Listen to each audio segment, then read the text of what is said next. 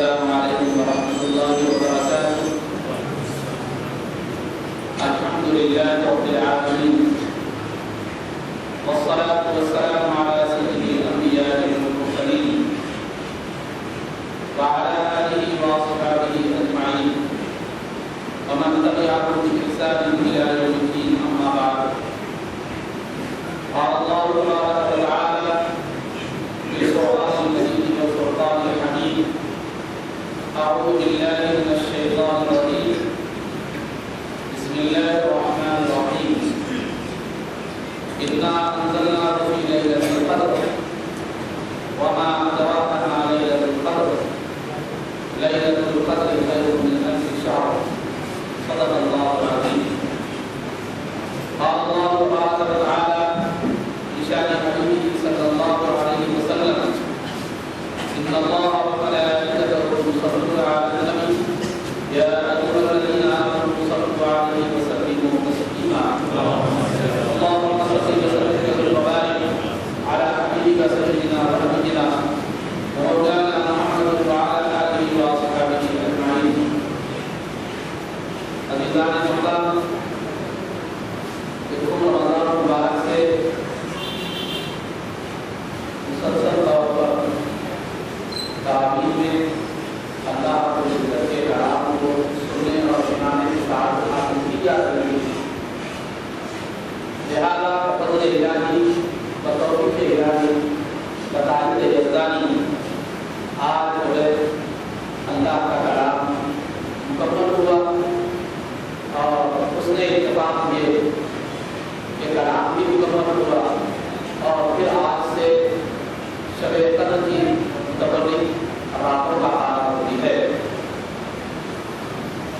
یہ جلسے، یہ مجلسیں اور یہ نشستیں ان متبرک شبوں میں اس لیے رکھی جاتی ہیں تاکہ جو ہے ان کی اہمیت کو اجاگر کیا جائے، ان کی عظمت کو بتلایا جائے اور ان میں کیے جانے والے اعمال سے لوگوں کو واقف کروایا جائے اور اس کو بجائے غفلت میں گزارنے کے عبادت میں گزارنے کی ترغیب کی جائے. ان نشستوں کا اور عبادت اعلان کا مقصد یہ ہوتا ہے. تو لہٰذا آج جو ہماری جو نشست ہے 21ویں شب ہے، آج رمضان کا آخری دفعہ جس میں جہنم سے آزادی کا وعدہ فرمایا گیا ہے، وہ آخری دفعہ شروع ہو چکا ہے. اور احادیث مبارکہ میں رسول پاک صلی اللہ علیہ وسلم نے اس مبارک جگہ کی تاثراتوں میں شب قدر کو تلاش کرنے کا حکم فرمایا ہے. تو لہٰذا اسی کے مطابق سننے اور سنانے اور جدوجہد کا جذبہ اپنے اندر پیدا کرنے کے لیے ہم یہاں جمع. عزیزان محترم، اللہ رب العزت نے تقریباً 1,24,000 انبیاء علیہ الصلوۃ والتسلیم کو اس دنیا میں بھیجا،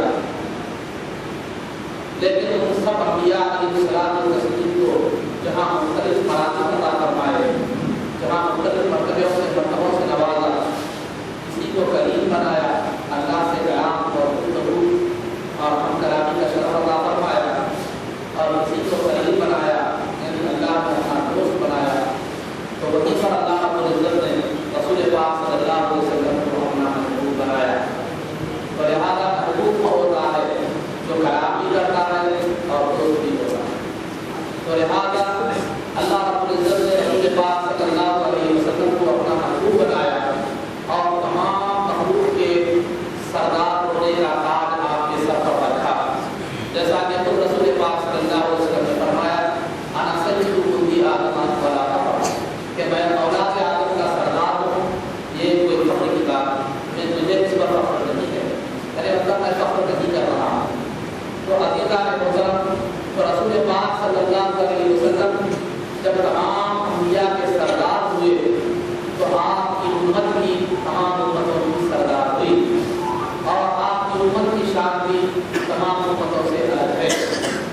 اور یہی وجہ ہے کہ عیسیٰ علیہ السلام نے اللہ رب العزت کی بات اس امت کے فضائل اور اس کے کمالات اور اس کی بزرگیوں کو دیکھ کر اللہ رب العزت سے دعا کی تھی کہ اے مجھے اس امت میں پیدا فرما۔ چنانچہ قیامت کے قریب وہ اس امت میں فیصلے کے امتی تشریف لائیں گے۔ اللہ رب العزت نے ان کی دعا کو قبول فرمایا۔ اس امت کی تعلیم صرف قرآن کریم میں نہیں بلکہ سابقہ کتابوں میں کی گئی، تورات میں کی گئی، انجیل میں کی گئی۔ کبھی تو انبیاء نے اس اپنی کتابوں میں اس امت کے فضائل کو سنا اور دیکھا اور پڑھا اور اس امت میں آنے کی تمنا کی۔ کسی شاعر نے کیا بہترین بات کہی کہ آرزو آدم و عیسیٰ نے تمہاری کی ہے، آرزو آدم و عیسیٰ نے تمہاری کی ہے، کتنے معصوم رسولوں کی تمنا کی، کتنے معصوم رسولوں کی تمنا کی۔ تو عزیزان محترم، اللہ رب العزت نے رسول پاک صلی اللہ علیہ وسلم کی نسبت سے، آپ کی امت ہونے کی حیثیت سے ہمیں بہت سے فضائل، بہت سے کمالات اور اس کی خصوصیاتوں سے ہمیں سرفراز فرمایا۔ ایک تو یہ کہ اس امت کو سب سے بہتر امت ہونے کا وعدہ کیا گیا۔ قرآن کریم میں اللہ رب العزت نے فرمایا کنتم خیر امۃ، تم تمام امتوں میں بہترین امت ہو۔ اور یہ امت کی فضیلت میں اور ایک مقام پر فرمایا گیا وَكَذَلِكَ جَعَلْنَاكُمْ أُمَّةً وَسَطًا، تم ایک اعتدال والی امت ہو، ایک درمیانی راہ پر چلنے والی امت ہو۔ نہ تمہارے اندر زیادہ غرور ہے اور نہ تمہارے اندر زیادہ مستی ہے، نہ تم زیادہ اونچا جاتے ہو، کسی بھی معاملے میں زیادتی کرتے ہو اور نہ بالکل کمی کرتے ہو۔ ایک اعتدال کے ساتھ تمہارا چلنا تمہارا مزاج ہے۔ امت محمدیہ صلی اللہ علیہ وسلم کا مزاج اعتدال بتایا گیا۔ اعتدال کہتے ہیں کسی بھی معاملے میں نہ زیادتی کی جائے اور نہ پوری کمی کی جائے، بلکہ درمیانی راہ چلنا جو ہے یہ اعتدال کہلاتا ہے۔ پھر اس کی عظمت بیان کرتے ہوئے قرآن کریم میں فرمایا گیا لِتَكُونُوا شُهَدَاءَ عَلَى النَّاسِ، تم جو ہے نا ایک اعتدال والی امت، ایک درمیانی راہ کو اختیار کرنے والی امت ہو اور تمہیں اعتدال والی امت بنایا گیا تاکہ تم جو ہے نا قیامت کے دن دیگر امتوں پر گواہ بن جاؤ۔ کیا مطلب؟ کل قیامت کے دن اللہ رب العزت میدان محشر میں تمام امتوں کو جمع فرمائے گا، تو وہاں جو ہے نا امتوں سے پوچھا جائے گا کہ کیا تمہارے پاس کوئی نبی نہیں آئے؟ تو وہ لوگ کہیں گے ما جاءنا من بشیر ولا نذیر، کہ ہمارے پاس کوئی ڈرانے والا اور خوشخبری دینے والا نہیں آیا، البتہ ہمارے پاس کوئی نبی نہیں آئے۔ تو امت محمدیہ گواہی دے گی کہ جو ہے ان کے پاس انبیاء آئے اور انہوں نے اپنا پیغام پہنچایا، لیکن انہوں نے ازراء سرکشی اور ہر میں ان کے پیغام کو قبول نہیں کیا۔ تو جب جو ہے نا امت محمدیہ صلی اللہ علیہ وسلم امتوں جو ہے نا انبیاء کے تعلق سے ان کی تعریف میں گواہی دے گی، تو وہ امتیں کہہ اٹھے گی کہ تمہیں کیسا معلوم، تم تو آخری امتی تھے، ہمارے پاس انبیاء آئے، انہوں نے پیغام پیش کیا، اس بات کا تمہیں کیسے علم؟ تو وہ لوگ کہیں گے، امت محمدیہ کہے گی کہ ہمیں رسول پاک صلی اللہ علیہ وسلم نے سب کچھ بتا دیا ہے کہ سابقہ امتوں میں انبیاء آئے اور پیغام پہنچائے اور انہوں نے امتوں نے پیغام کو ٹھکرایا۔ رسول پاک صلی اللہ علیہ وسلم کی تصدیق کریں گے کہ ہاں میری امت جو کہہ رہی ہے وہ صحیح ہے۔ تو الگ میں بتانا یہ مقصود ہے میرا کہ اللہ رب العزت نے رسول پاک صلی اللہ علیہ وسلم کی نسبت اور تعلق سے اس امت کو تمام امتوں میں بہتر امت بنایا اور کل قیامت کے دن یہ امت انبیاء کی تبلیغ اور ان کی رسالت پر گواہ دے گی۔ تو لہٰذا مرتبہ بڑھا دیا گیا، رسول پاک صلی اللہ علیہ وسلم کی نسبت سے مرتبہ بڑھا دیا گیا اس امت کا۔ صرف مرتبہ نہیں بڑھا دیا گیا، اس امت کو رسول پاک صلی اللہ علیہ وسلم کی امت ہونے کی حیثیت سے یہ شرف بھی دیا گیا کہ اس کا عمل مختصر ہے اور ثواب بہت زیادہ دیا گیا، محنت کم ہے اور اجر زیادہ دیا گیا، محنت بہت کم، جدوجہد بہت کم اور عنایتیں بہت زیادہ ہیں۔ چنانچہ شریعت کا ایک فائدہ ہے کہ جو ہے نا یہ اگر کوئی آدمی نیک کام کرتا ہے تو اس کو کم از کم جو ہے نا کم از کم 10 درجے ثواب دیا جاتا ہے اور زیادہ سے زیادہ اس کے اخلاص، اس کی اللہ کی رضا اور خوشنودی کے لیے جتنا وہ عمل کرتا رہتا ہے 700 درجے بلکہ بے حساب بھی اللہ تعالیٰ عطا فرماتا ہے۔ تو لہٰذا اس امت کو اس امت کے رسول پاک صلی اللہ علیہ وسلم کے صدقہ فیض میں اس امت کو یہ شفاعت اور بزرگی حاصل ہے کہ اس کا عمل مختصر ہے لیکن اس کا اجر و ثواب بہت زیادہ دیا گیا، اجر و ثواب بہت زیادہ دیا گیا۔ حدیث شریف میں جو ہے نا اس کی مثال یوں بیان کی گئی کہ ایک آدمی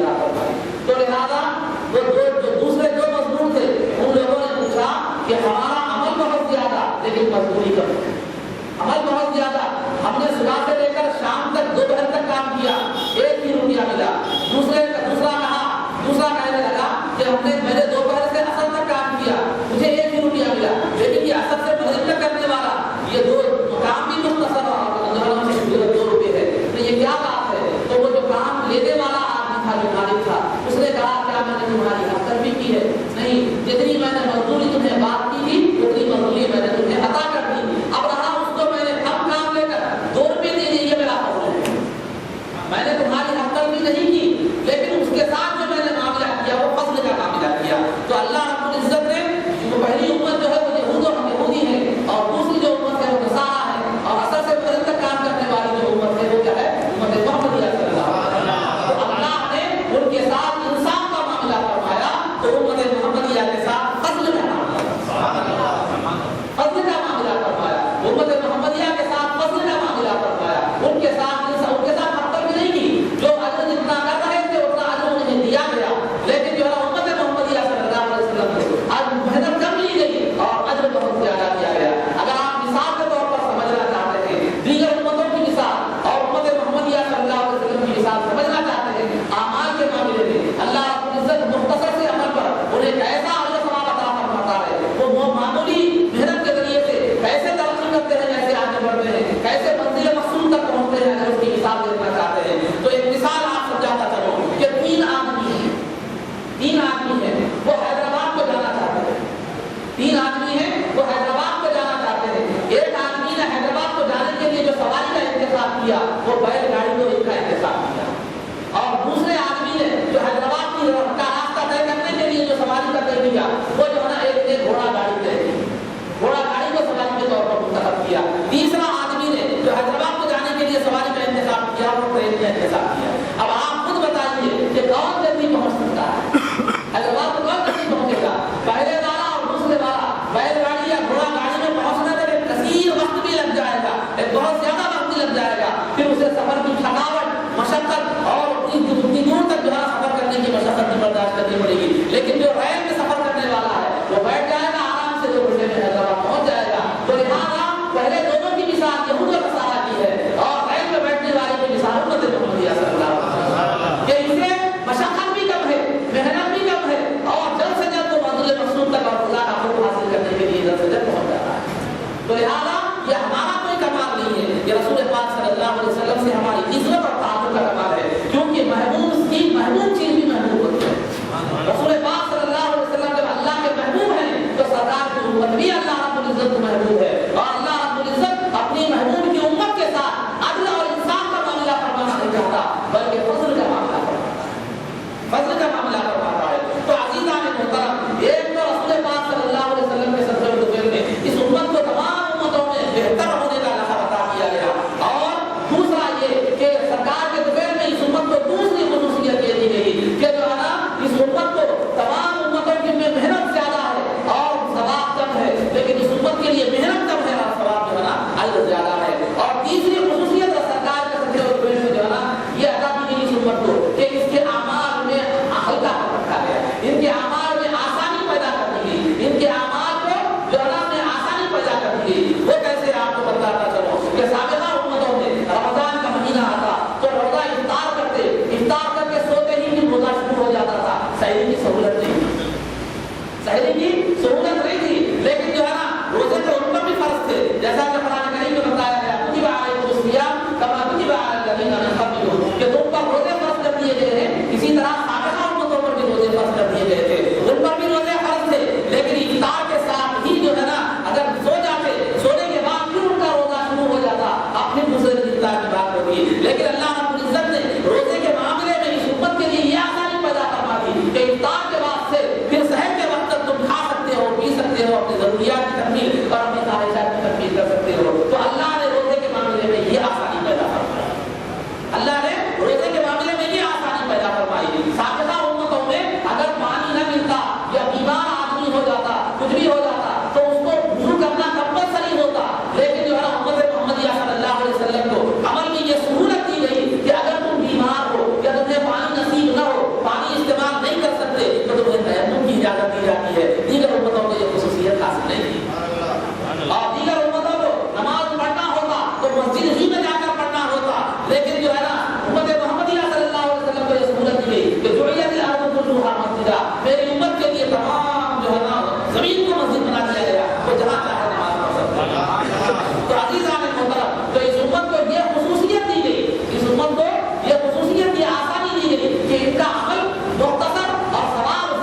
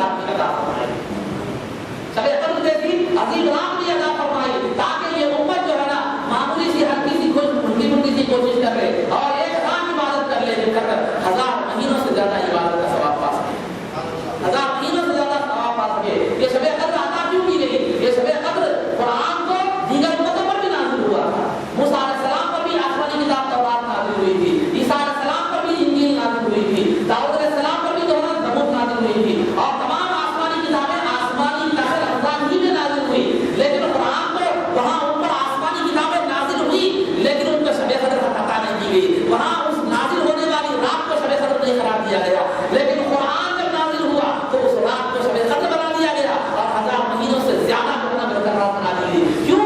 اس لیے کہ جو ہے نا جہاں چاہت رسول پاک صلی اللہ علیہ وسلم کی تھی، رات کو فضیلت دینے کا ذریعہ قرآن کو بنایا گیا۔ دیگر جو ہے نا کتابیں بھی رمضان میں نازل ہوئی، لیکن تورات نازل ہوئی تو تورات کے نازل ہونے کے دن کو شب قدر نہیں بنایا گیا، زبور کے نازل ہونے کے دن کو شب قدر نہیں بنایا گیا، اور انجیل کے نازل ہونے کے جو ہے شب کو شب قدر نہیں بنایا گیا۔ لیکن قرآن جب نازل ہوتا ہے تو قرآن کہتا ہے انا انزلناہ فی لیلۃ القدر، کہ ہم نے اس قرآن کو ایک قدر والی رات میں، عظمت والی رات میں اتارا، تو قرآن کو نازل کر کے اس رات کو 1000 مہینوں سے زیادہ بہتر بنا دیا گیا۔ یہ خصوصیت کیوں؟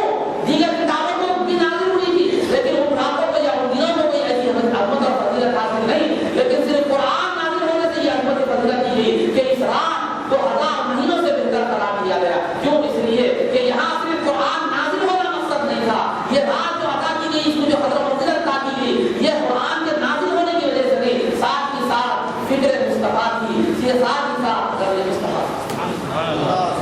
غم مصطفیٰ تھا۔ تو عزیزان محترم کیا بات ہے، یہ رات کیوں دی گئی کہ رسول پاک صلی اللہ علیہ وسلم نے سابقہ لوگوں کی عمروں کو دیکھی، دیکھا تو کسی کی عمر 300 سال، 400 سال، 500 سال، بڑی بڑی عمریں ہیں۔ سرکار کو فکر دامن کی ہوئی کہ میری امت جو ہے نا 50-60 سال، جیسے ترمذی کی حدیث ہے کہ جو ہے نا کہ میری امت کی عمر 50-60 سال کے درمیان ہوگی، اور جو ہے نا اس سے زیادہ بہت کم لوگ تجاوز کریں گے۔ تو سرکار کو فکر و دامن کی ہوئی کہ میری امت کی عمریں مختصر، پھر طاقت کے اعتبار سے دیکھا جائے تو میری امت کمزور، سابقہ امتوں کی عمریں بھی بڑی، طاقت بھی زیادہ، تو لہٰذا وہ عمل میں میری امت سے آگے بڑھ جائیں گے۔ یہ فکر دامن کی ہوئی تو اللہ رب العزت نے جو ہے نا رسول پاک صلی اللہ علیہ وسلم کی فکر کو دور کرنے کے لیے جبریل علیہ السلام کو بھیجا، بھیج کر فرمایا کہ میرے محبوب سے کہہ دو کہ غمزدہ ہونے کی ضرورت نہیں، میں انہیں ایک رات ایسی عطا کروں گا کہ اگر سابقہ امتی 1000 مہینے بھر کی عبادت بھی کرتا ہے تو اس ایک رات کی عبادت کرنے پر اس امتی کو اس سے زیادہ ثواب ملتا ہے۔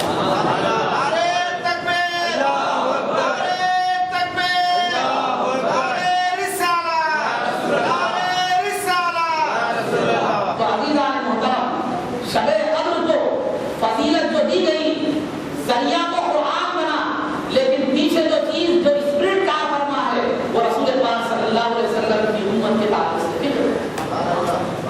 رسول پاک صلی اللہ علیہ وسلم کے تعلق سے، امت کے تعلق سے رسول پاک صلی اللہ علیہ وسلم کی فکر ہے۔ تو لہٰذا اگر صرف کتاب الہی کا نزول اگر شب قدر بنتا، کتاب الہی کا نزول ہی اگر شب قدر ہوتا تو پھر جو ہے تورات بھی نازل ہوئی تو وہ بھی شب قدر ہونا تھا، یا انجیل بھی نازل ہوئی تو وہ بھی شب قدر ہونا تھا، زبور بھی نازل ہوئی تو وہاں بھی شب قدر ہونا تھا، وہ رات یا دن 1000 مہینوں سے بہتر ہونا تھا۔ لیکن ایسا نہیں ہوا، بلکہ صرف قرآن کے نزول کو یہ کیا گیا، 1000 مہینوں سے بہتر قرار دیا گیا۔ وہ بھی قرآن دنیا میں نازل نہیں ہوا، بلکہ لوح محفوظ سے جو ایک تختی ہے، لوح محفوظ سے دنیا کے آسمان پر نازل ہوا، لوح محفوظ سے دنیا کے آسمان پر نازل ہوا، تو اس رات کو شب قدر قرار دیا گیا، تو لہٰذا اس کو 1000 مہینوں سے بہتر قرار دیا گیا۔ تو یہاں اس رات کو یہ بہتر قرار دینے میں 2 چیزیں کار فرما ہے، ایک تو قرآن کا نزول، دوسرا رسول پاک صلی اللہ علیہ وسلم کی امت کے تعلق سے فکر، امت کے تعلق سے فکر۔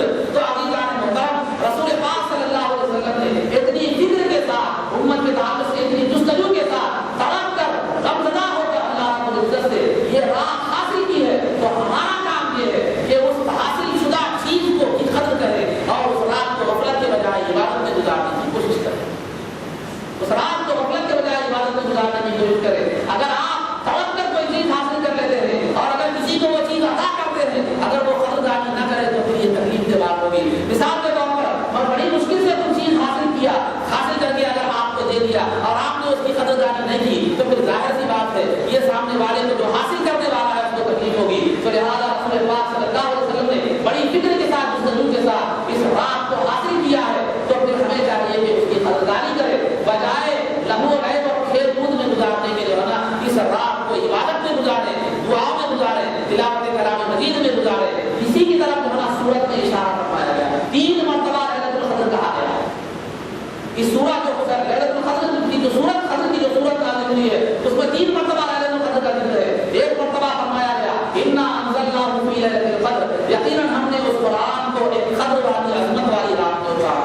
پھر اس کے بعد دوسری دوسری مرتبہ فرمایا گیا وما ادراک ما لیلۃ القدر، لیلۃ القدر کہ آپ کو معلوم ہے کہ لیلۃ القدر کیا ہے؟ پھر تیسری مرتبہ فرمایا گیا لیلۃ القدر خیر من الف شہر، کہ لیلۃ القدر جو ہے نا شب قدر جو ہے وہ 1000 مہینوں سے بہتر ہے۔ تو قدر کا لفظ 3 مرتبہ لایا گیا، اس کے بعد جو مفسرین اکرام علماء اکرام بیان فرماتے ہیں کہ 3 مرتبہ اس لیے لایا گیا تاکہ اس کا اہتمام کرنے کی ترغیب دلائی جائے، تاکہ اس کا اہتمام کرنے کی ترغیب دلائی جائے۔ اگر جو ہے کوئی بات اہم ہوتی ہے تو ہم کیا کرتے ہیں 2-3 دن پر دیکھو یہ کام کیسے بھی کرنا ہے، دیکھو یہ کام کیسے بھی کرنا ہے، دیکھو یہ کام کیسے بھی کرنا ہے۔ بار بار اگر کوئی بات اہم ترین ہوتی ہے تو اس کو تاکید کے ساتھ 1 سے زائد مرتبہ کیا کیا جاتا ہے، بولا جاتا ہے۔ تو سورہ قدر میں لیلۃ القدر کا شب قدر کا تذکرہ 3 مرتبہ جب کیا گیا، اس کی جہاں کئی حکمتیں ہیں، اس میں ایک حکمت یہ ہے کہ تمہیں اس کے اہتمام پر ابھارنا ہے، تمہیں بار بار اس کے اہتمام کی تلقین کرنا ہے، اور وہ جو تلقین بھی کی جا رہی ہے الگ الگ انداز سے کی جا رہی ہے،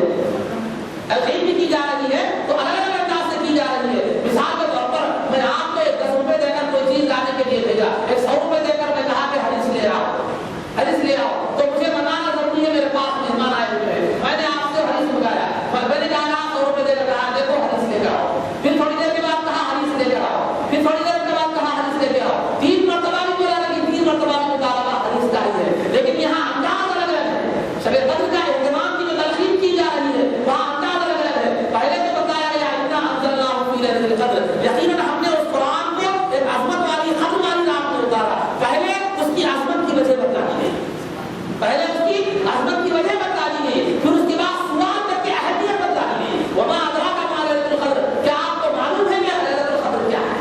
پہلے سوال کیوں کیا جاتا ہے؟ سوال بعض وقت نامعلوم چیز کو معلوم کرنے کے لیے بھی کیا جاتا ہے، بسا اوقات کسی کی اہمیت کو بتانے کے لیے بھی کیا جاتا ہے۔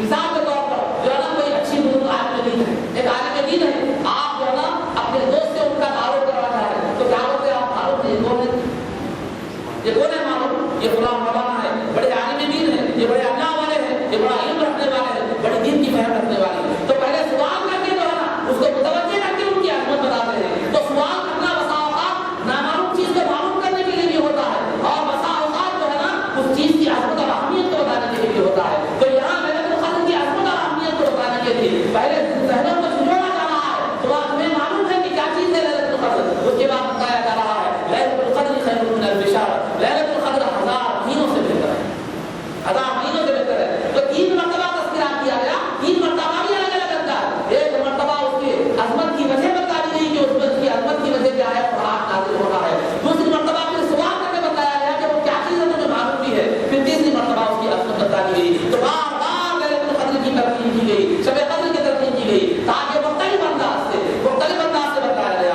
کیوں؟ جب جو ہے نا ایک چیز کو مختلف انداز سے اس کی خوبیاں بتائی جاتی ہیں تو مطلب اس کا یہ ہوتا ہے کہ اس کو آدمی سامنے والا اپنائے اور سامنے والا اختیار کرے۔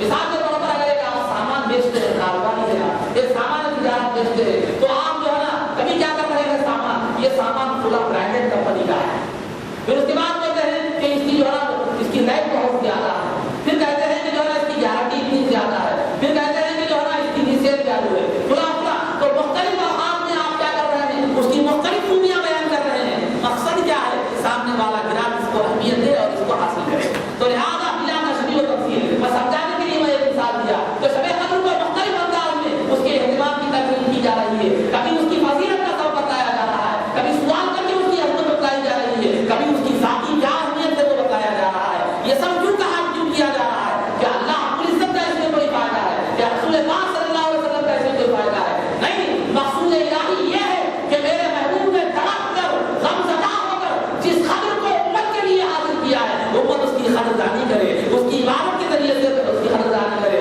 ریاضت کے ذریعے سے اس کی قدردانی کرے، تاکہ وہ امت سعادت مند ہو جائے۔ میرے محبوب کی امت سعادت مند ہوگی تو میرے محبوب کو خوشی نصیب ہوگی، میرا محبوب اگر خوش ہو جائے تو وہ میرے لیے بہت بڑی بات ہے۔ تو عزیزان محترم، تو یہ 3 مرتبہ لیلۃ القدر کا جو تذکرہ کیا جا رہا ہے، یہ ہمیں بار بار اہتمام کرنے اور تلقین کرنے کی طرف توجہ دلائی جا رہی ہے، بار بار اہتمام کرنے کی اور تلقین کرنے کی۔ یہ تو جو ہے نا قرآن کریم میں مستقل صورت نازل کی گئی، بلکہ لیلۃ القدر میں صرف قرآن نازل نہیں ہوا، بلکہ روایات سے جہاں تک بھی بات ملتی ہے کہ لیلۃ القدر میں اللہ رب العزت نے بہت اہم امور کو انجام دیا۔ لیلۃ القدر میں جو ہے نا یہ عیسیٰ علیہ السلام کو جب اس دنیا سے اٹھایا جنت میں جو درخت لگائے گئے وہ بھی ليلة القدر کی. اور آدم علیہ السلام کا جو پتلا بنایا گیا اس کے لیے جو خمیر جو جمع ہوا وہ بھی جو ہے ليلة القدر کی, وہ بھی ليلة القدر. تو صرف قرآن نہیں بلکہ بڑے بڑے اہم امور جو ہے نا اس رات میں انجام دیے گئے. تو لہٰذا قرآن کریم میں فرمایا گیا انا انزلناه في ليلة القدر کہ ہم نے اس قرآن کو قدر والی رات میں اتارا. وما ادراک ما ليلة القدر, آپ کو معلوم ہے کہ ليلة القدر کیا ہے؟ ليلة القدر خیر من الف شہر, جو ہے ليلة القدر 1000 مہینوں سے بہتر ہے. ليلة القدر 1000 مہینوں سے بہتر ہے. کیا مطلب 1000 مہینوں سے بہتر ہونے کا مطلب کیا ہے؟ کہ اس میں جو عبادت کی جاتی ہے وہ 1000 مہینوں میں جو عبادت کی جاتی ہے وہ اس سے بہتر ہے. کتنی بہتر ہے پھر اس کی حد نہیں بتائی, کتنی بہتر ہے اس کی حد نہیں بتائی گئی. بس اتنا بتایا گیا کہ 1000 مہینوں سے زیادہ بہتر ہے. ليلة القدر 1000 مہینوں سے زیادہ بہتر ہے. کتنی بہتر ہے وہ نہیں بتا دی گئی بلکہ 1000 مہینوں سے زیادہ بہتر ہے. تو لہٰذا عدد بتایا گیا, 1000 کا عدد بتایا گیا تاکہ آپ کو بات سمجھ میں آ جائے.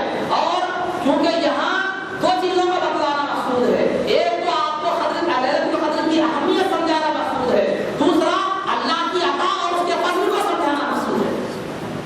غور طلب بات, میں اہم بات بتا رہا ہوں آپ کو, ذرا ذہن میں رکھیے کہ یہاں دو باتیں بتانا ہے. ليلة القدر خیر من الف شہر کہہ کر دو باتیں بتانا ہے. شب قدر 1000 مہینوں سے زیادہ بہتر ہے یہ کہہ کر دو باتیں آپ کو بتانا ہے.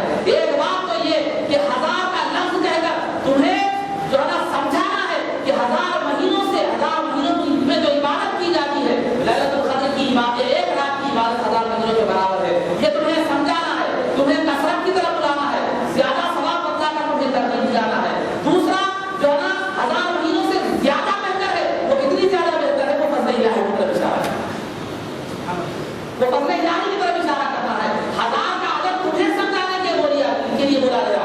1000 سے زیادہ بہتر ہے, 1000 سے زیادہ ثواب دیا جانے والا ہے, 1000 مہینوں کی عبادت سے زیادہ ثواب دیا جانے والا ہے. وہ کتنا دیا جانے والا ہے؟ وہ اللہ کا فضل ہے. تو لہٰذا 1000 کا تذکرہ کرنے کی وجہ کئی وجوہات جو ہے اس کی بتائی گئی ہے. 1000 کا تذکرہ کرنے کی کئی وجوہات بتائی گئی ہے. ایک وجہ یہ بھی بتائی گئی ہے کہ عرب میں 1000 سے زیادہ کا عدد نہیں تھا. عرب میں 1000 سے زیادہ کا عدد نہیں تھا, یعنی گنتی جو تھی ان کے پاس 1000 گنتی جو تھی 1000 تھی. پہلے زمانے میں, آج تو سروں کی بات ہو رہی ہے, پہلے زمانے میں 1 پیسے 2 پیسے 4 آنے 8 آنے 10 روپیہ جو ہے نا 100 روپے زیادہ سے زیادہ, جو آج سے 100 سال کی بات بتا رہا ہوں, اس میں جو ہے نا 1000 کی بات ہو رہی ہے, لیکن آج کروڑوں کی بات ہو رہی ہے, ابتدائی لاکھ سے کروڑ سے ہو رہی ہے. تو عرب میں اس وقت جو ہے نا 1000 سے زیادہ گنتی نہیں تھی, 1000 سے زیادہ گنتی نہیں تھی. تو وہ آخری گنتی کا جو آخری عدد تھا وہ کہہ کر بتایا جا رہا ہے اللہ نے جو تمہیں شب قدر دی ہے اس کا ثواب جاننا چاہتے ہو تو جہاں تمہاری گنتی کی انتہا ہوتی ہے اتنا ثواب تمہیں نصیب ملتا ہے. اتنے 1000 مہینوں سے زیادہ کا ثواب, 1000 مہینوں کا نہیں بلکہ اس سے زیادہ کا ثواب ملتا ہے. تمہاری گنتی جہاں ختم ہوتی ہے اس سے کہیں زیادہ اللہ کو ثواب ملتا ہے. اور یہاں تمہاری گنتی جہاں جواب دے دیتی ہے وہاں سے اس سے کہیں زیادہ اللہ تعالیٰ کا فضل جو ہے شروع ہوتا ہے, وہاں سے اللہ کا فضل شروع ہوتا ہے. تو لہٰذا 1000 کا تذکرہ کریں گے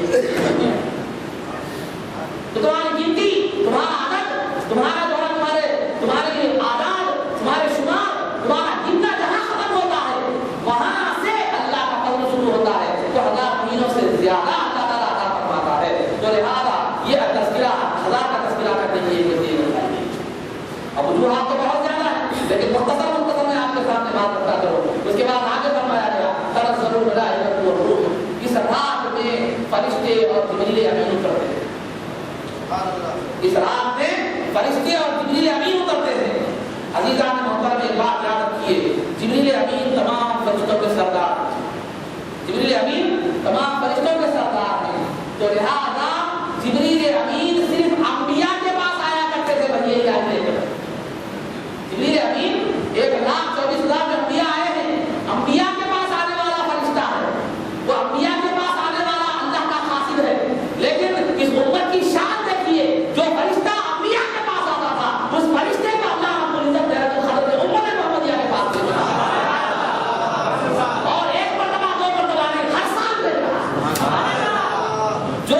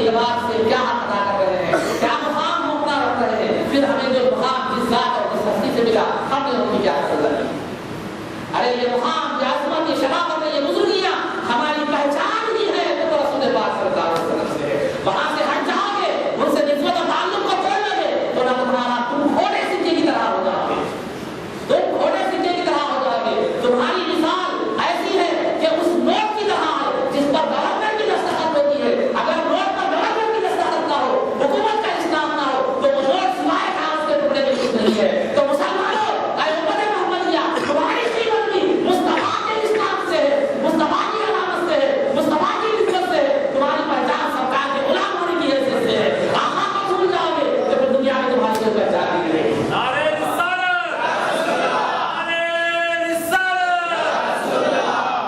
تو عزیزان محترم، یہ احسانات ہیں، یہ انعامات ہیں، کس کے وسیلے سے ملے اس کو بھول گئے، کس کے تقوی سے ملے اس کو بھول گئے، کس ہستی نے دوڑ کر ہمیں یہ حاصل جو ہے انعام دلائے اس کو بھول گئے۔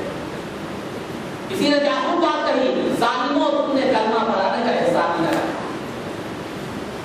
عزیزان محترم، اللہ رب العزت نے حدیث شریف میں سرکار دو عالم صلی اللہ علیہ وسلم کا ارشاد ہے کہ من لم یشکر الناس لم یشکر اللہ، جو لوگوں کا شکر ادا نہیں کرتا وہ اللہ کا شکر ادا نہیں کرتا۔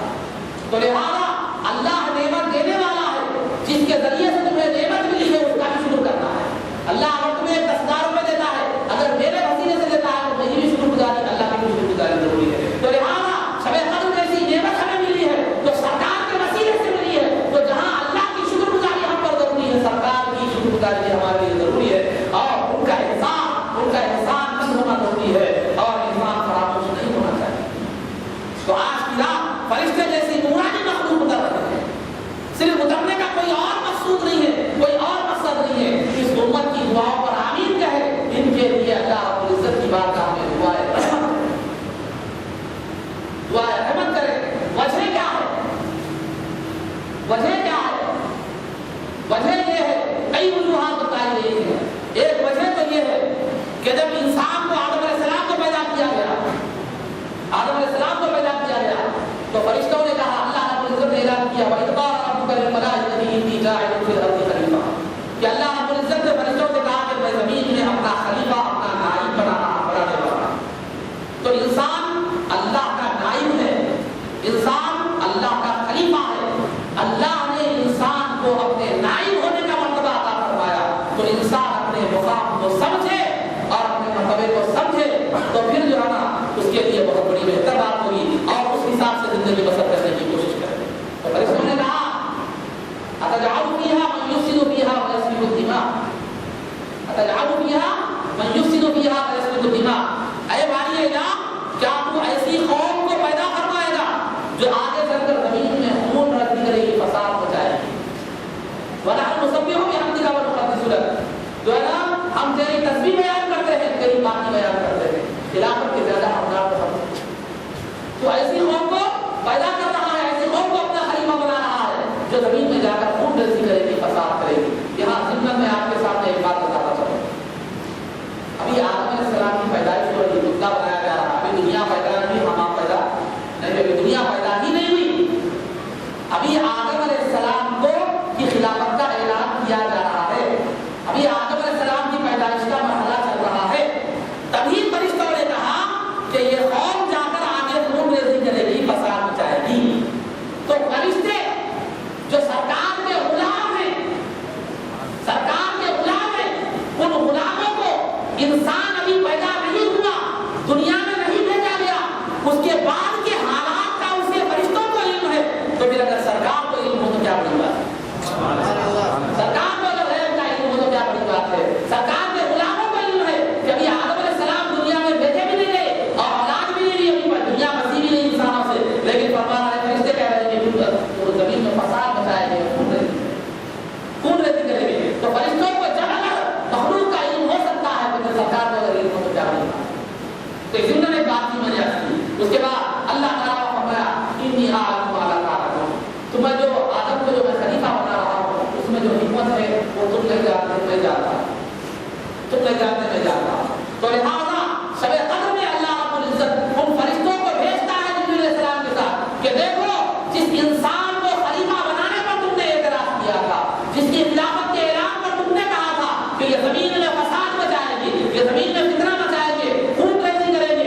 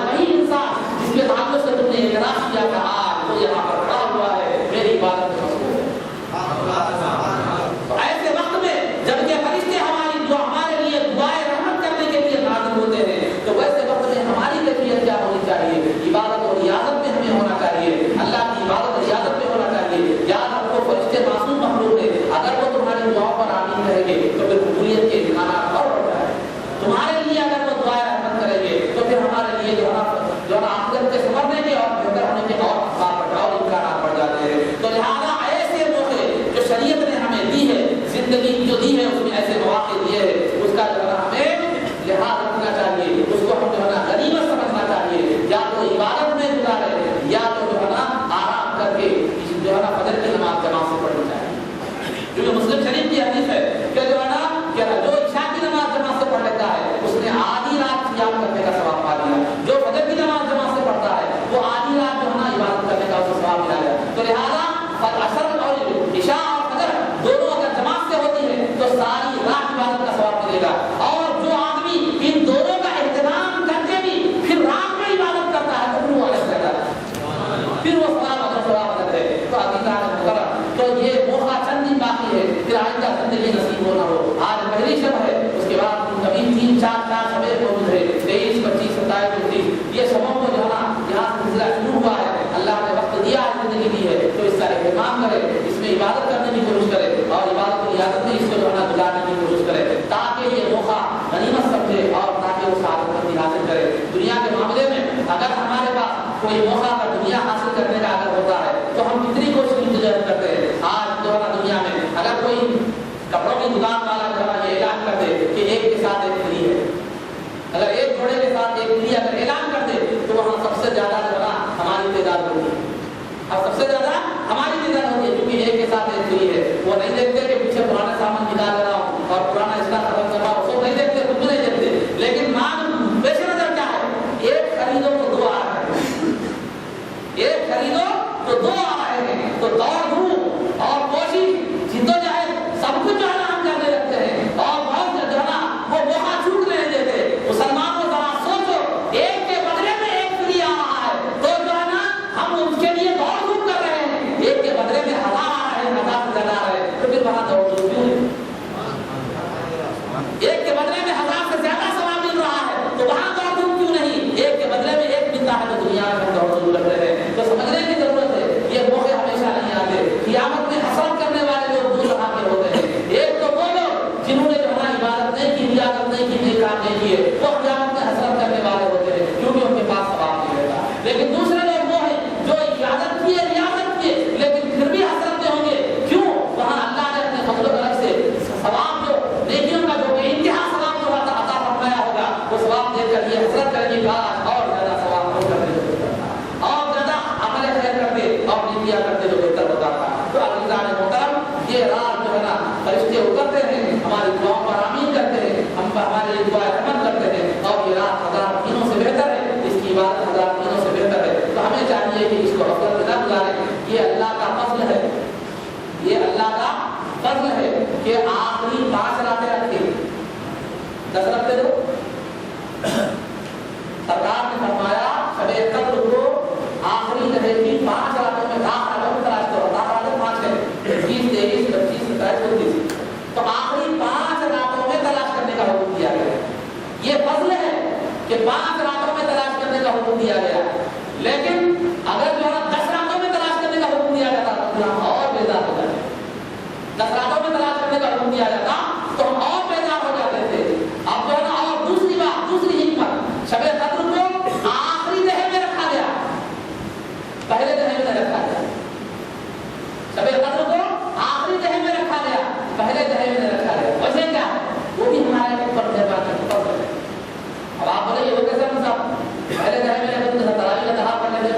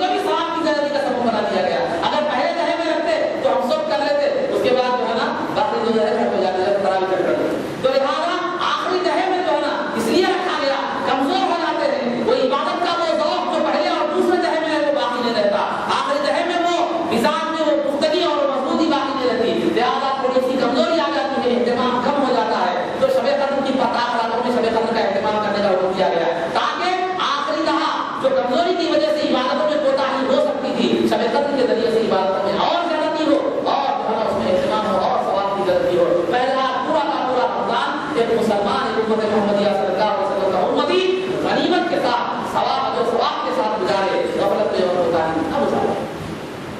یہ اللہ رب العزت کا مقصود ہے تاکہ مسلمان امت محمدیہ صلی اللہ علیہ وسلم کے مسلمان پورا رمضان کی باتوں کا اہتمام کرے اور اللہ رب العزت میں بے حساب اجر و ثواب عطا فرمائے۔ تو لہٰذا ہمیں ضروری ہے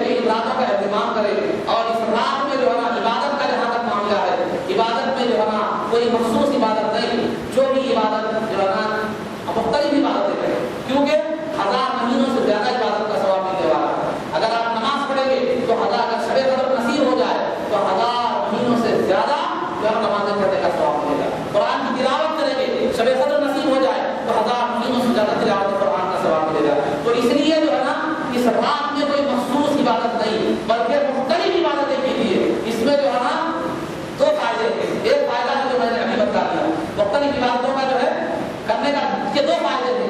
ایک فائدہ تو جو ہے میں نے ابھی جو بتا دیا یہ کہ 1000 جو ہے نا نماز 1000 راتوں سے زیادہ نماز پڑھنے کا ثواب ملے گا، 1000 راتوں سے زیادہ قرآن کی تلاوت کا ثواب ملے گا، 1000 راتوں سے زیادہ درود شریف پڑھنے کا ثواب ملے گا۔ ایک فائدہ تو یہ ہے۔ دوسرا فائدہ یہ ہے کہ عبادت اگر ایک ہی کی جائے تو آدمی میں سستی آ جاتی ہے، کاہلی آ جاتی ہے۔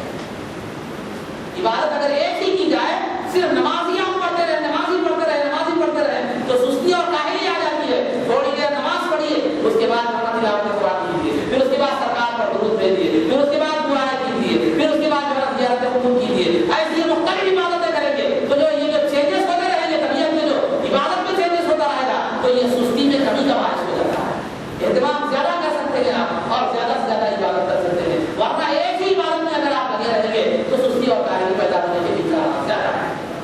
تو یہ مختلف عبادتیں جو کرنے کا جو ہے حکم دیا گیا ہے۔ اور نماز میں جو ہے نا آپ صلاۃ التسبیح پڑھ سکتے ہیں، نماز میں صلاۃ التسبیح پڑھ سکتے ہیں اور صلاۃ التسبیح کے نام سے بہت زیادہ فضیلت آئی ہے۔ رسول پاک صلی اللہ علیہ وسلم نے فرمایا کہ لو كنت اعظم اهل الارض ذنبا قد غفر لك بذلك، کہ او کما قال کہ جو ہے نا کہ اگر تمہارے گناہ زمین کے روئے زمین کے تمام لوگوں سے زیادہ ہو، روئے زمین میں جتنے لوگوں کے گناہ ہیں ان تمام لوگوں کے گناہوں سے زیادہ بھی اگر تمہارے گناہ ہو تو صلاۃ التسبیح اس کی مغفرت کا ذریعہ ہے۔ لہٰذا صلاۃ التسبیح پڑھنے کا جو ہے حکم دیا گیا ہے۔ ہفتے میں روزانہ، ہفتے میں 1 مرتبہ، مہینے میں 1 مرتبہ یا دن میں زندگی میں 1 مرتبہ، کم از کم متبرک شبوں میں اگر پڑھے تو بہت زیادہ جو ہے بہتر بات ہے۔ تو صلاۃ التسبیح کا اہتمام کرے۔ صلاۃ التسبیح کا جو ہے طریقہ کیا ہے وہ بھی میں آپ کے سامنے عرض کرتا کروں۔ صلاۃ التسبیح نفل نماز ہے اور اس کی نیت کرے کہ میں صلاۃ التسبیح ادا کرتا ہوں، میں صلاۃ التسبیح ادا کرتا ہوں واسطے اللہ کے، وہ میرا کام ہے نہیں کرتا۔ دل میں نیت ہو تو کافی ہے، زبان سے میرے بول رہے تو ٹھیک ہے، نہیں بولے تو ٹھیک نہیں ہوگا، یا اتنا بھی کہہ دینا میں صلاۃ التسبیح ادا کرتا ہوں، یہ بھی دل میں نیت ہو تو بھی جو ہے نا کافی ہے۔ رکعتوں کی قبلے کی نیت کی یہ نیت اگر نہ بھی کرے تو نماز ہو جاتی ہے۔ تو جو ہے نا میں صلاۃ التسبیح ادا کرتا ہوں، یہ دل میں ارادہ رکھ کر نماز شروع کرے۔ پہلے جو ہے نا اللہ اکبر کہتے ہی جو ہے اس کے بعد اللہ اکبر کہے آپ کہتے ہی ثنا پڑھ لیں۔ جو جملہ اس نماز میں 300 مرتبہ تسبیح پڑھنا ہے۔ صلاۃ التسبیح کو اس لیے کہتے ہیں کہ اس میں تسبیح کثرت سے پڑھی جاتی ہے۔ صلاۃ التسبیح کا مطلب تسبیح کی نماز، تو تسبیح اس کے اندر کثرت سے پڑھی جاتی ہے، اس میں سے صلاۃ التسبیح کہا جاتا ہے۔ تو لہٰذا صلاۃ التسبیح جو ہے نا جملہ 300 مرتبہ تسبیحات پڑھنا ہے، ہر رکعت میں 75 مرتبہ پڑھنا ہے، ہر رکعت میں 75 مرتبہ۔ پہلی رکعت ہے اللہ اکبر کہے آپ، اس کے بعد ثنا پڑھے، ثنا پڑھنے کے بعد تسبیح پڑھنا ہے 15 مرتبہ، سبحان اللہ والحمد للہ ولا الہ الا اللہ۔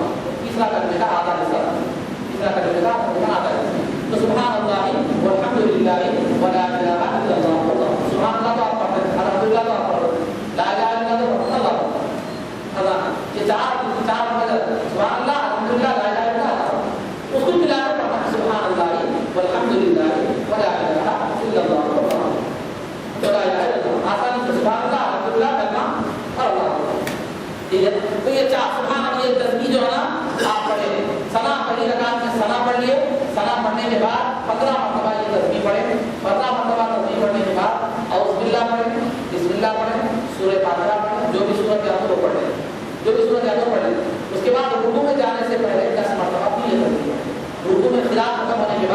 رکوع میں جانے سے پہلے 10 مرتبہ یہ تسبیح پڑھے تو 15 اور 10 25 ہو گئے. پھر اس کے بعد رکوع میں گئے تو رکوع کی تسبیح پڑھے 3 مرتبہ 5 مرتبہ 7 مرتبہ جتنے مرتبہ رکوع کی تسبیح پڑھے.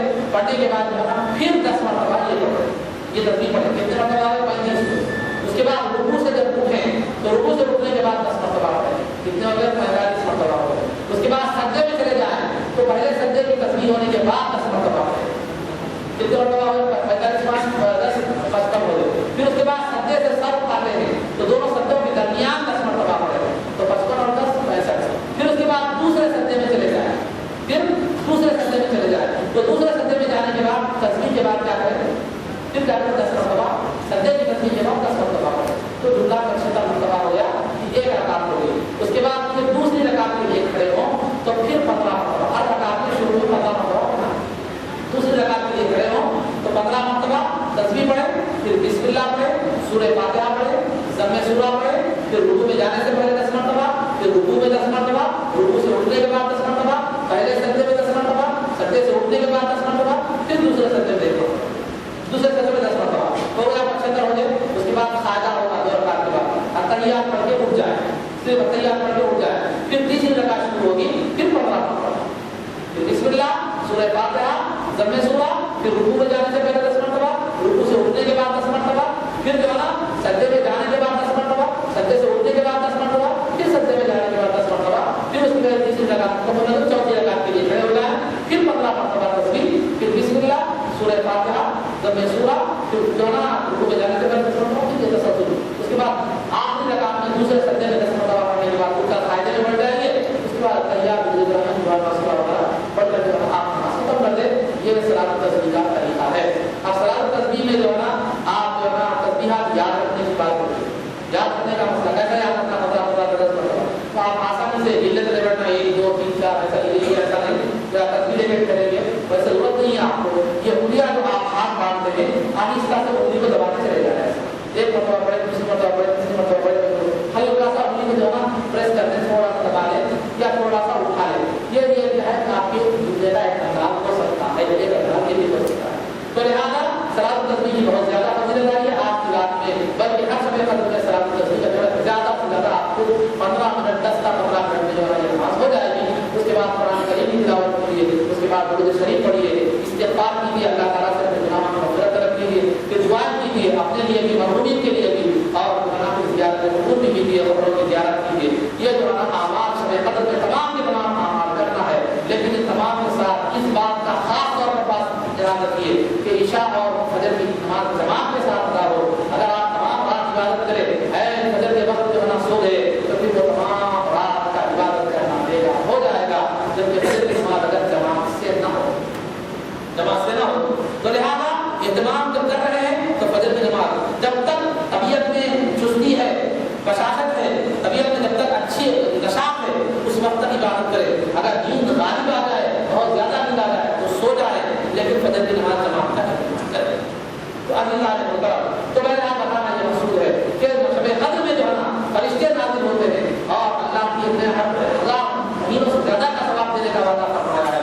تو لہٰذا اس ثواب میں کو غنیمت جانے سے آئندہ زندگی نصیب ہونا ہو اس میں عبادت کا اہتمام کرے. اور دوسرا آگے اس کے بعد شب قدر میں 5 راتوں کو شب قدر کو تلاش کرنے کا حکم دیا گیا ہے. 5 راتوں کو شب قدر تلاش کرنے کا حکم دیا ہے. آپ پوچھنا چاہیے بھی پوچھ سکتے ہیں جب اللہ کو رسول اللہ صلی اللہ علیہ وسلم نے ایسا کیوں نہیں کیا کہ شب قدر کیا کرتے معلوم ہے بتا دیتے تو ایک رات کر دیتے ہماری محنت بھی کم ہوتی ثواب بھی مل جاتا.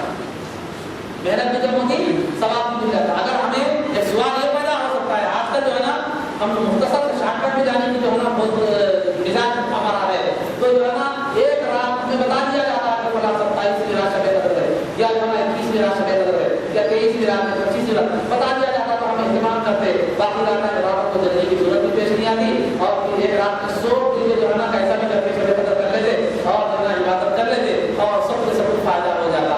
5 راتوں کی بات ہے. بعض مستقل مزاج رکھنے والے 5 راتوں میں جگتے بعض کوتا طبیعت والے کوتاہی والے نہیں جگتے. کیوں پھر اگر بتا دیا جاتا تو بہت بہتر بات ہوتی. یہ خیال پیدا ہو سکتا ہے کہ شب قدر کس رات میں ہے اگر بتا دیا جاتا تو بہتر ہوتا لیکن جو ہے نا نہیں بتا دیا گیا کیوں پھر یہ 5 راتیں ہمارے کو جانا پڑتا. ہمارے لیے ایک رات بتا دی جاتی تو ایک رات میں قصہ ختم ہو جاتا تھا، بہتر رہتا تھا، آسانی ہوتی تھی، جو ہے نا مختصر سے عمل میں جو ہے نا کام نکل جاتا تھا. یہ ایک سوچ پیدا ہو سکتی ہے، لیکن یاد رکھیے سرکار بتلانے کے لیے ہی نکلے، سرکار بتلانے کے لیے ہی نکلے تھے کہ جو ہے نا کہ سرکار اس لیے نکلے تھے کہ شب قدر کون سی شب ہے بتانے کے لیے نکلے تھے. لیکن آپ نے دیکھا کہ دو لوگ جھگڑ رہے تھے تو وہ جھگڑ رہے تھے تو ان کے جھگڑے کی وجہ سے سرکار سے اس کا بلا دیا گیا، سرکار کو اس کا علم دو سرا سے بلا دیا گیا، لیکن بعد میں عطا کر دیا گیا علم. سرکار کو علم تھا، اس وقت بلا دیا گیا، لیکن یہ مطلب نہیں کہ سرکار کب بھی نہیں جانتے تھے، نہیں، پہلے بلا دیا گیا لیکن بعد میں سرکار کو اس کا علم دے دیا گیا. لیکن شب قدر کو بتانے سے روک دیا گیا، شب قدر کو بتانے سے روک دیا گیا. اور یہ سرکار نے یہ فرمایا کہ دیکھو میں یہ بتانے کے لیے آیا تھا کہ جو ہے تمہیں شب قدر کون سی شب ہے یہ بتانے کے لیے میں آیا تھا، لیکن جو ہے تم دونوں فلاں آدمی جھگڑ رہے تھے، اس وجہ سے میرے ذہن سے اس کو اٹھا دیا گیا، میرے ذہن سے شب قدر کون سی شب ہے وہ اٹھا دیا گیا. اب تمہارے لیے وہ اٹھا دیا جانا، بلا دیا جانا ہی تمہارے لیے بہتر ہے، تمہارے لیے وہ بلا دیا جانا ہی بہتر ہے سرکار کا. تو اب آپ کے لیے ایسا بہتر ہے، اگر ہوتے تو ایک ہی رات عبادت ہوتی تھی، ایک رات میں مسئلہ ختم ہو جاتا تھا، نہیں بولے کہ 5 رات کا جگنا پڑ رہا. یہ بلا دیا جانا بہتر کیسا ہے، بلا دیا جانا بہتر کیسا ہے؟ تو جو ہے نا علماء اکرام بیان فرماتے ہیں کہ شب قدر کا بلا دیا جانا عبادت گزاروں کے لیے بھی بہتر ہے اور گناہ گاروں کے لیے بھی بہتر ہے. سبحان اللہ. شب قدر کا بلا دیا جانا عبادت گزاروں کے لیے بھی بہتر ہے اور گناہ گاروں کے لیے بھی بہتر ہے. عبادت گزاروں کے لیے دو طرح سے بہتر ہے، دو طرح سے بہتر ہے. ایک طرح سے اس طور پر بہتر ہے کہ اگر شب قدر معلوم ہوتی کہ خدا رات ہے تو جو ہے نا کیا کرتا عبادت کرنے والا وہ ایک رات عبادت کر لیتا، عبادت کرنے کے باقی راتوں میں سو جاتا، باقی راتوں میں سو جاتا. تو اگر بتائے نہیں تو وہ کیا کر رہا ہے، 21 کو بھی جاگ رہا ہے، 23 کو بھی جاگ رہا ہے، 24 کو بھی جاگ، 25 کو بھی جاگ رہا ہے، 27 اور 29 کو بھی جاگ رہا ہے، مگر شب قدر اس میں ایک ہی ہے. 5 راتوں میں شب قدر ایک ہی ہے، لیکن 4 میں جاگ رہا ہے، عبادت بھی کر رہا ہے، پھر شب قدر کر رہا ہے عبادت شب قدر کی جستجو میں، شب قدر کی امید میں. تو وہ 4 راتوں کی عبادت کا بھی ثواب ملے گا، پھر جستجو کا بھی ثواب ملے گا، پھر جو رات شب قدر ملی اس کا بھی ثواب ملے گا. تو بتاؤ فائدہ ہے یا نقصان؟ وہ ایک ہے جو کہ اتنا کر دیا، وہ ایک رات ملنا میں کیا کرنے والوں نے اتنا کر دیے کہ 4 راتوں میں عبادت کر رہے، 4 راتوں میں تلاش کر رہے، جستجو کر رہے. تو اللہ وہ 4 راتوں کا ثواب بھی، پھر جستجو کا بھی ثواب عطا فرما رہا ہے، پھر شب قدر دیتے اس کا بھی ثواب ہے. تو ایک حیثیت سے عبادت گزار کے لیے فائدہ یہ ہے. دوسری حیثیت سے فائدہ یہ کہ اگر آپ کو معلوم ہو جاتا شب قدر کون سی شب ہے معلوم ہو جاتا، مثال کے طور پر 27 سے شب قدر معلوم ہو جاتا تو آپ شب قدر میں عبادت کرتے. اب آپ بولتے تھے 1000 مہینوں سے زیادہ میرے کو ثواب مل گیا، 1000 مہینوں سے زیادہ ثواب مل گیا.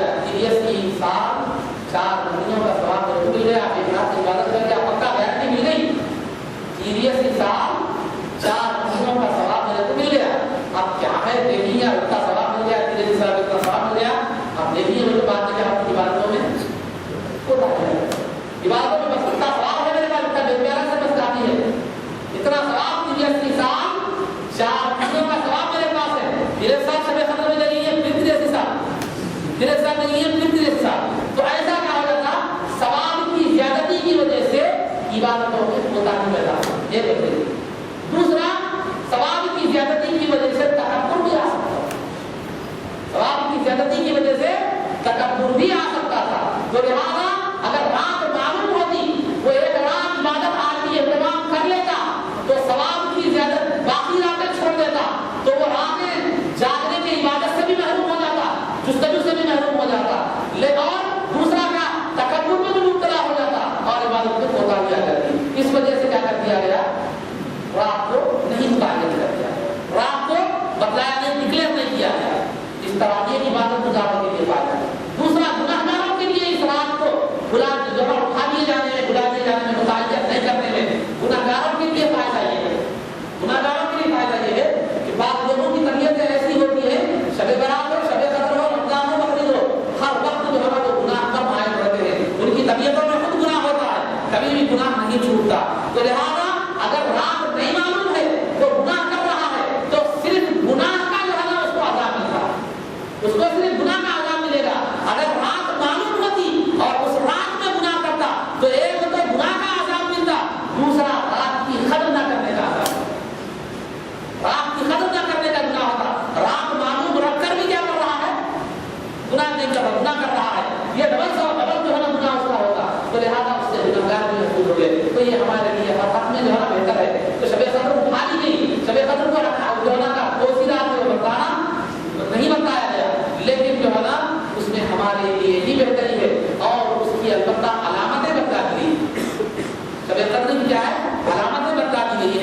وہ رات کون سی ہوگی کیا ہوگی پہچاننے والے پہچان سکتے ہیں اور بنا خوش ہو سکتے ہیں. علامتیں بتا دیجیے.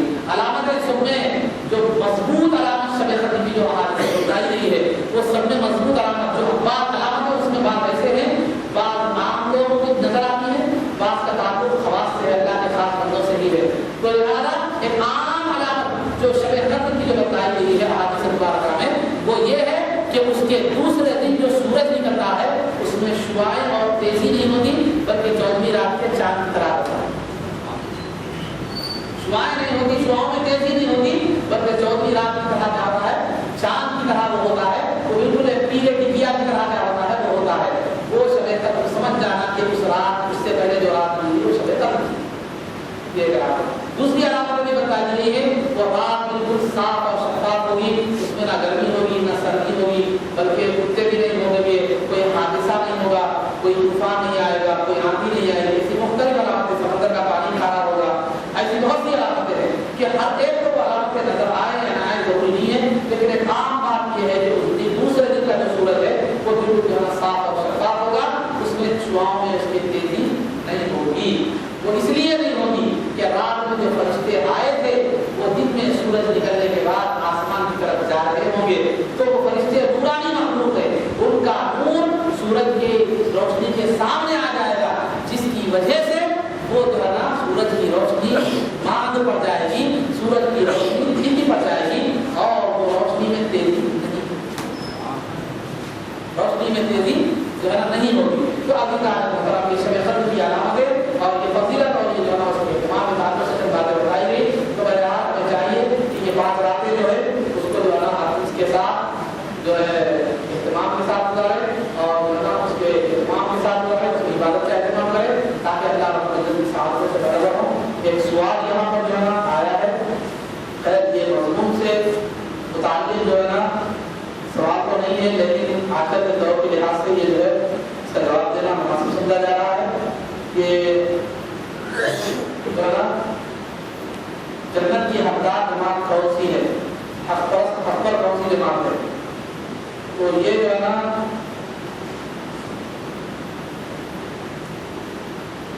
جنت کی حقدار جماعت کون سی ہے, حق پر کون سی جماعت ہے. تو سرکار جہاں سب مشکا شریف کی حدیث ہے کہ سرکار جہاں صلی اللہ علیہ وسلم نے فرمایا کہ میری امت میں 73 فرقے ہوں گے, ان میں 72 جہنمی ہوں گے, ایک نجات پانے والا ہوگا اور وہ ایک نجات پانے والا ضرور ہوگا جس پر میں اور میرے صحابہ ہوں گے. میں اور میرے صحابہ جس راستے پر ہوں گے وہ راستے پر چلنے والا طبقہ جو نجات پانے والا ہوگا. تو اگر ہم غور کریں تو صحابہ سرکار کے عمل پر صحابہ تھے, صحابہ کے عمل پر تابعین تھے, تابعین کے عمل پر تبع تابعین تھے, تبع تابعین کے عمل پر ہمارے ائمہ کرام تھے, ائمہ کرام کے عمل پر اولیاء اللہ تھے اور اولیاء اللہ سے سیدھی سیدھا چین ہے. آپ جو ہے اس میں سمجھ سکتے ہیں کہ کوئی زیادہ بڑی بات نہیں ہے, یہ جو ہے نا حق ہونے کی بات ہے. باقی جتنے بھی جو ہے نا جتنے بھی جو فرقے ہیں وہ بعد کے وجود میں آئے ہوئے ہیں وہ خود ایک بدعت ہے, وہ خود اپنی ذات میں ایک بدعت کا درجہ ہوتے ہیں. تو لہٰذا سرکار کے جو ہے نا جو راستے پر جو ہے وہ جماعت جو ہے وہ صرف اہل سنت و جماعت ہے.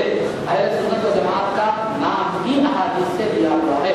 اہل سنت کا نام, جماعت کا نام, اہل سنت کا نام بھی احادیث سے لیا ہوا ہے. حدیث کا مجموعہ ہے, حدیث کے الفاظ ہے اہل سنت ہے. اہل سنت و جماعت کا جو نام ہے وہ بھی حدیث کے الفاظ ہیں, وہ بھی حدیث کے الفاظ ہیں, کسی کا رکھا ہوا یہ نام نہیں ہے.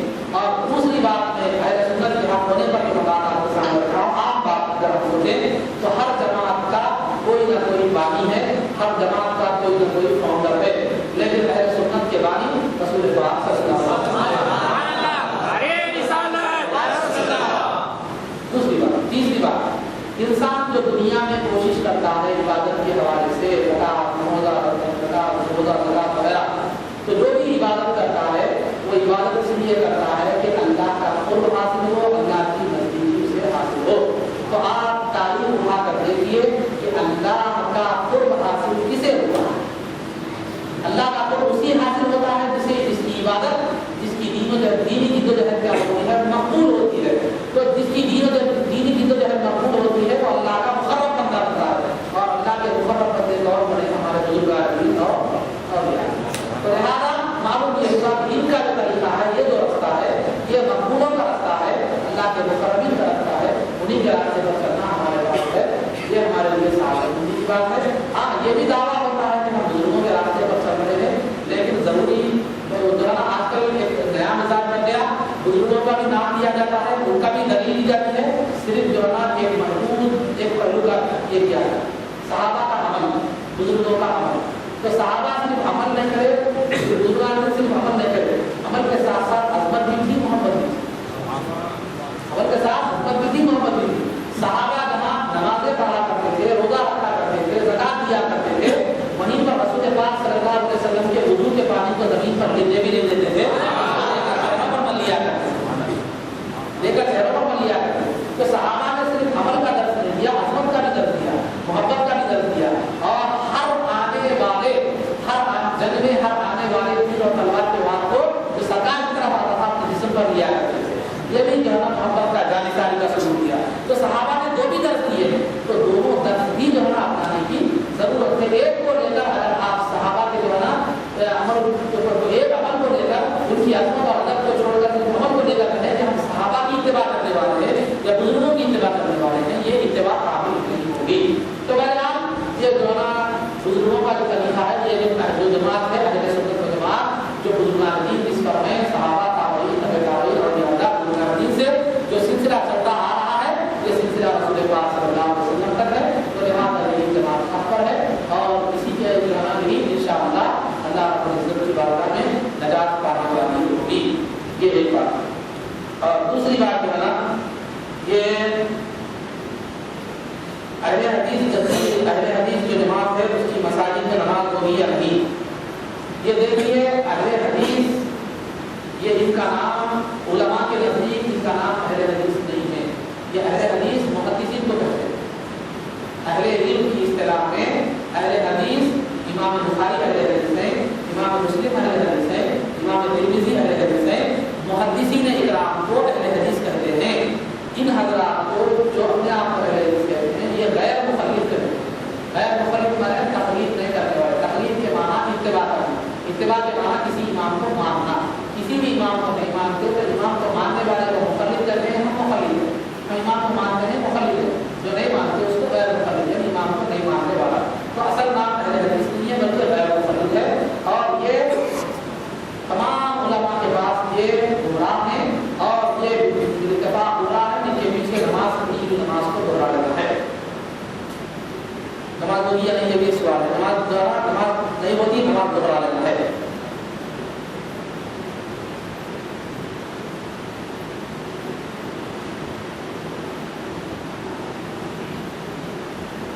तो ये जो है ना सब सवाल आए थे। अब ये भी है कि गैर मुखल्लिद यानी अहले हदीस के लोग सुन्नी मस्जिद में नमाज पढ़ सकते हैं या नहीं, ये तो उनकी साथ पढ़ ले, ये उनकी साथ मतलब है पढ़ने को, वरना जो है ना कोई ना जो है ना कि नमाज तो सही है पीछे पढ़ने का मौका नहीं है। तो मेरा खुलासा गुफ्तगू ये है। तो ये जो है ना आजकल एक मैं खुसूसी बात ये आमतौर पर जो वाट्सएप के हवाले से जो है ना बहुत ज़्यादा बुराई फैल रही है। हर कसमाकर जो भी नहीं रखते, जो हदीसों का हवाला कोड नंबर सफ़ा नंबर बोलने से हम लोग जो है ना क्या हो जा रहे हैं, अरे हदीस का हवाला दे रहा, कोड नंबर बोल रहा, वो नंबर बोल रहा, हदीस नंबर बोल रहा, वो बोलना कोई बड़ी बात नहीं है। आजकल हदीसों को पूरा जो है ना सिस्टमेटिक कर दिया गया है, पूरा सीडियो में जो है ना वो कर दिया गया है। हदीस पूरा जो है ना सीडियो में हदीस को प्रोग्रामिंग फिट कर दी गई है। आप हदीस का एक लफ्ज़ मारे, एक लफ्ज़ अगर हदीस का हमारे जितना आपको बिनियात है, अगर बिनियात का लफ्ज़ अगर आप मारे तो हदीस वो कितने किताबों में कौन से मुहावरा हुआ हदीस से पूरा मिलता हो। तो ये कोड नंबर बोलना, अदद नंबर बोलना, किताब का नंबर बोलना, हवाला बोलना, ये कोई बड़ी बात नहीं है। ये आलिम होने की दलील नहीं है। आप भी कंप्यूटर से बात करते हैं बोल सकते हैं, समझे? ये आलिम होने की दलील नहीं है, आलिम होने की दलील नहीं है। अगर कोई जो है ना हदीस असल आलिम होना चाहे, हदीस और कुरान की फहम और समझ रखना, हदीस और कुरान की, कुरान और हदीस की समझ और फहम रखना, ये आलिम होना है। हदीस का कोड नंबर बोलना या सफा नंबर बोलना, किताब का नाम बोलना, आपको कंप्यूटर बता रहा होगा तो कंप्यूटर सबसे बड़ा आलिम हो गया। पहले बोला तो आप एक हदीस का बोल रहे हैं, उसके पास हदीस के हजारों लाखों हदीस के हवाले उसके पास मौजूद है। जिस तरह चूहा किताबों को खाने किताबों को खाने से चूहा आलिम नहीं होता, वो नहीं बनता। अगर किताबों को खाने से आलिम बनता तो सबसे बड़ा आलिम चूहा रहता। शुगर किताबों को चाट कर जो है ना आलिम नहीं बन सकता। तो लिहाजा एक आलिम खाली किताबों के हदीस के कोड और हवाले जो है ना वो आलिम नहीं होता। हमारे बहुत से लोग ऐसे ही मुतासिर हो रहे हैं जो आमतौर पर जो है ना गुमराहों की इंग्लिश से कोड और हवाला देने से क्या मुतासिर हो रहे हैं। कोड हवाला जो है ना ये हकामियत की दलील है। इमाम बुखारी की मैं बात बता रहा हूँ। इमाम बुखारी खुद फरमाते हैं अल अहादीसु मुज़िल्लतुन इल्ला लिल फक़ीह। इमाम फरमाते हैं अहादीस से आदमी गुमराह हो सकता है। हर आदमी हदीस को पढ़कर हिदायत नहीं पा सकता, बल्कि अहादीस से हिदायत वही लोग हासिल कर सकते हैं जो दीन की समझ रखते हैं। सुभान अल्लाह। मैंने बोला इमाम बुखारी बोल रहे हैं, अमीरुल मोमिनीन की हदीस। तो हदीस के इमाम बोल रहे क्या बोल रहे? हदीस से कुरान खुद कहता है कि जो ना युज़िल्लु बिही कसीरा व यहदी बिही कसीरा। उसी कुरान से बहुत से लोग हिदायत भी पाएंगे, उसी कुरान से बहुत से लोग गुमराह भी होंगे। तो कुरान और हदीस में जहाँ हिदायत का पहलू है वहाँ गुमराही का पहलू भी है। तो हिदायत उन लोगों के लिए है जो दीन की समझ रखते हैं, गुमराही उन लोगों के लिए है जो दीन की समझ नहीं रखते। खाली जो है ना हदीस का नंबर कोड नंबर बोलने से जो है ना वो आलिम नहीं होता। दीन की समझ रखना जरूरी है और इल्म रखना जरूरी है और असलाफ के सहाबा ताबईन और मुहद्दिसीन और अइम्मा की जो है ना अखबार पर नजर होना जरूरी है। तो अल्लाह अज़ीज़ मोहतरम मेरी गुजारिश है नौजवानों से कि हम जो है ना जो भी इस तरह की बातें सुनने के बाद जो है ना उसको क्या करें मालूम है उलमा से रुजू हो और उसकी हक़ानियत को जाने और जो है ना उसको मालूम करें, उसके बाद उसका अमल करें, उस पर यकीन ना करें। मेरी ये गुजारिश खास तौर पर सब जो है ना जहाँ एक अच्छाई का नजरिया में वहीं पर जो है ना एक फितना भी जो है वो कर रहा है। परसों मैंने जो है ना एक साहब के सेलफोन में हमारे साथ मकसदी के देखा तो एक ऐसा आदमी है बिल्कुल मार्डर रहता है, टी शर्ट है, जर्किन है और जो है ना दाढ़ी बिल्कुल क्लीन है। अगर आप उसको देखेंगे तो अपने बिल्कुल बड़े बड़े बाल है, बिल्कुल मार्डर नौजवान है, बिल्कुल मार्डर नौजवान, बिल्कुल आजकल का मार्डर नौजवान है। वो अपने आप को महदवी इमाम महदी होने का दावा कर रहा है,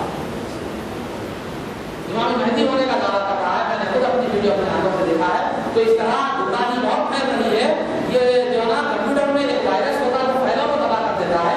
ये व्हाट्सएप के जरिए से, फेसबुक के जरिए से ईमान का वायरस भी फैलाया जा रहा है। जरा जो है ना अपने अंदर एंटीवायरस रखिए, जो है ना अपने अंदर एंटीवायरस का प्रोग्राम जो है इंस्टॉल कर लीजिए। आपके एंटीवायरस को भी उलमाए अरबानी उलमाए हक है, तो लिहाजा उनके पास जाकर भेज लीजिए, वो लोग बता देंगे कि ये वायरस है या क्या है, कोई सी चीज सही है क्या है गलत है।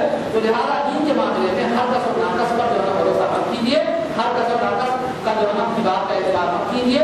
जो भी बात सुनिए उस पर अमल करने से पहले उलमा से जो है ना रुजू हुई है। एक सेलफोन खरीदना है तो आप क्या करते हैं, जाकर कई जगह इंटरनेट पर देखते हैं कि उसके फीचर्स क्या है, वो क्या क्या सहूलियात है, कैसा है क्या नहीं। एक गाड़ी खरीदना रहा तो उसके बारे में हजार जो है ना चीजें मालूम करते हैं। तो ईमान बेचने के बारे में ईमान की बात खरीद रहे हैं, ईमान की दीन की बात खरीद रहे हैं, वहाँ आप ऐसे नहीं करते। तो इसकी अलामत यह है कि हमारे पास उसकी अहमियत नहीं है। इसकी अलामत ये है कि हमारे उसका क्या है अहमियत नहीं है। तो लिहाजा मैं खास तौर पर नौजवानों से जो इंटरनेट से कनेक्ट है या जो है ना व्हाट्सएप जिनके पास है, जो मैसेजेस आते हैं, आप बहुत से आएंगे, आपको हर एक हवाला देने वाला आएगा, कुरान की फला आयत नंबर, वो नंबर, हदीस नंबर, फला नंबर। आप याद रखिए बुनियादी तौर पर बता रहा हूं, आजकल सहूलत इतनी हो गई है कि एक लफ्ज मारने से वो लफ्ज कितनी अहादीस में कितने जगह है वो सब कंप्यूटर जो कर रहा है। तो वो बताना बड़ी बात नहीं है। वो हदीस नंबर, कुरान नंबर, आयत नंबर, ये नंबर वो नंबर बताना बड़ी बात नहीं है, कमाल की बात नहीं है। जो नौजवान कंप्यूटर से ताल्लुक रखते हैं वो जो है इस बात को पूरी जानते हैं। बताना बड़ी बात नहीं है, मगर हदीस बताना बड़ी बात नहीं है, हदीस की समझ रखना बड़ी बात है। तो हमारे असलाफ ने हदीस का हवाला देना जरूर देने को इल्म नहीं कहा, बल्कि हदीस की समझ रखने को हिदायत कहा है। तो लिहाजा इस बात का खास तौर पर ध्यान रखें, अपने ईमान की हिफाजत करें और अपने अकीदे की हिफाजत करें।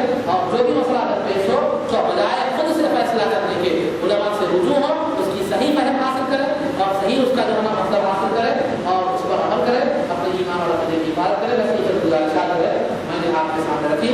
अल्लाह ताला से दुआ है कि परवरदिगार जो कुछ कहा है उस पर अमल की तौफीक अता फरमा, कुरान से महफूज फरमा और इस्लाम के सही पर हमें चला उन लोगों के रास्ते पर